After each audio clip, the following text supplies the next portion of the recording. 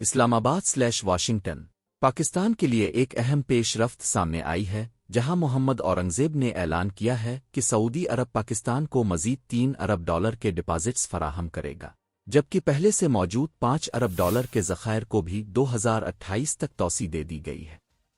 Washington D C میں ایک press conference کے دوران وزیر خزانہ نے بتایا کہ یہ نئی رقم آئندہ ہفتے تک پاکستان منتقل کیے جانے کی توقع ہے، جس سے ملک کے غیر ملکی زر مبادلہ کے ذخائر کو سہارا ملے گا۔ یہ پیش رفت ایسے وقت میں ہوئی ہے جب متحدہ عرب امارات نے اپنے ڈپازٹس واپس لے لیے ہیں، جسے پاکستانی حکام نے معمول کا مالیاتی لین دین قرار دیا تھا۔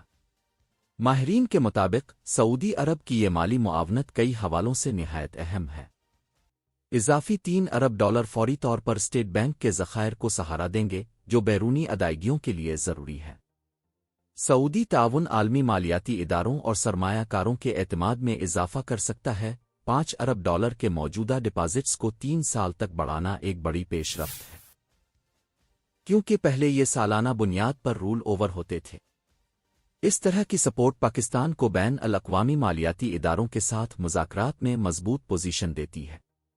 یہ اعلان ایسے وقت میں سامنے آیا ہے جب شہباز شریف سے سعودی وزیر خزانہ محمد بن عبداللہ الجدوان نے اسلام آباد میں ملاقات کی۔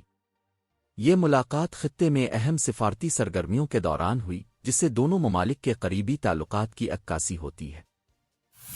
سعودی عرب کی جانب سے یہ مالی پیکیج پاکستان کے لیے نہ صرف قلیل مدتی ریلیف فراہم کرے گا، بلکہ طویل المدتی معاشی استحکام میں بھی مددگار ثابت ہو سکتا ہے۔